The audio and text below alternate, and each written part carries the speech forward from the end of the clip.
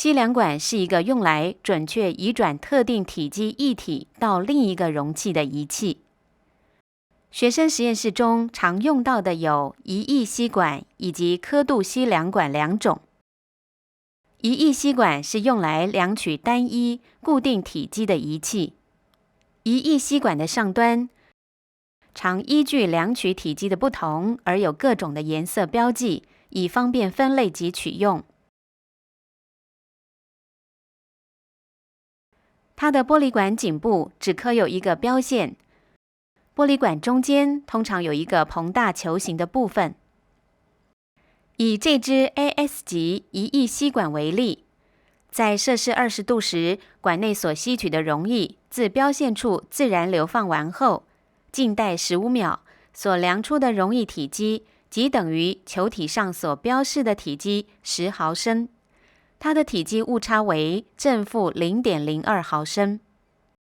以吸凉管量取溶液时，通常搭配安全吸球使用。安全吸球一共包含3个控制阀 ，A 是排气阀 ，S 是吸液阀 ，E 是排液阀。当按压 A 排气阀，同时压挤球体，可以将吸球内的空气排空，同时安全吸球呈减压的状态。再按住 S 吸液阀，球体就会慢慢膨胀，并将液体吸入管内。按压E 排液阀，则可将液体排放。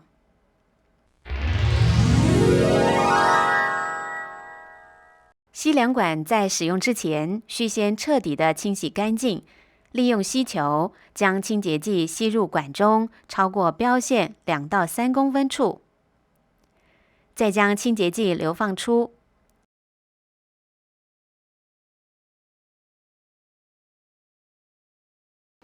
而后用自来水冲洗3到4次。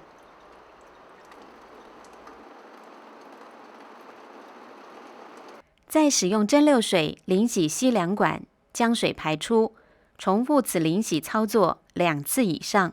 洗净的吸凉管内壁应该形成一层水膜，没有水滴附着。如果无法洗干净，则需要使用更强的清洁剂加以浸泡清洗。以吸凉管量取定量溶液时，先要取出适量的试样溶液，在一个洗净烘干的烧杯中。不可以自储存瓶中直接取量，以免造成污染。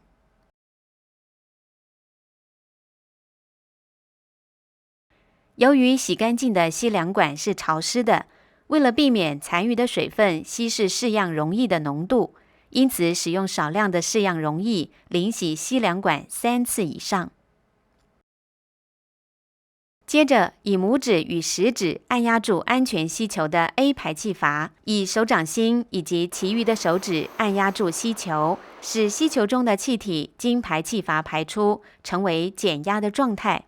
再将安全吸球装接在吸凉管的上端，吸凉管不要装入太深，以免挡住控制气阀。吸凉管的吸入口放进溶液约1到2公分深处，不宜放得太浅，以免吸到空气，也不可放得太深，使得吸管壁沾黏太多溶液。按压住 S 吸液阀，此时溶液会因吸凉管内压力比较小而吸入，直到溶液超过刻度线，停止吸取。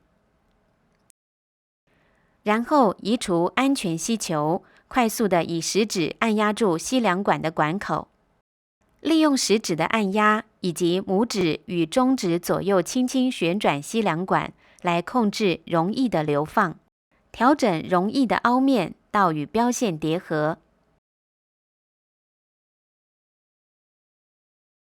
以纸巾擦除吸凉管外壁所附的溶液。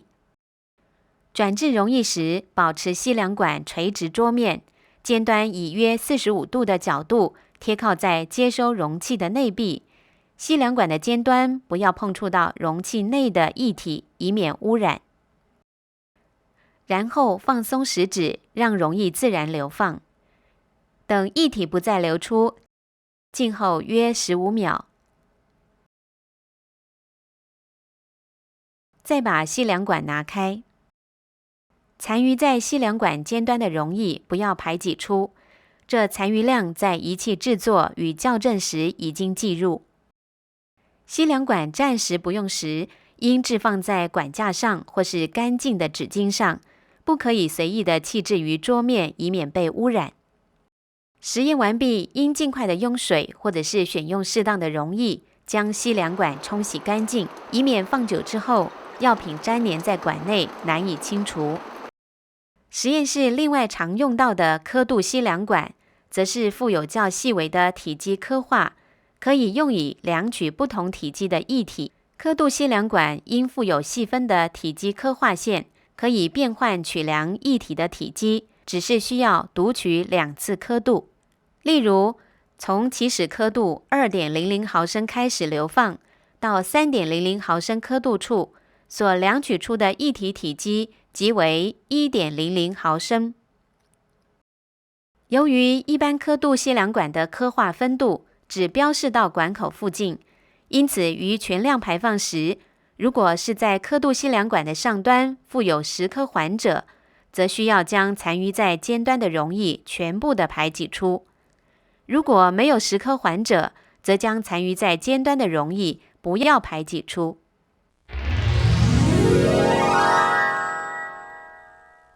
吸凉管操作注意事项：吸凉管在使用前应先清洗干净。洗净的吸凉管必须使用式样溶液淋洗3次以上。使用吸凉管时要注意，务必配合使用安全吸球吸取式样溶液，绝对不可以用嘴吸取，以免具有腐蚀性或者是有毒的试剂误入口中，同时也要避免将试剂吸入安全吸球中，造成损坏。实验完毕，应尽快用水或者是适当的溶液将吸凉管冲洗干净。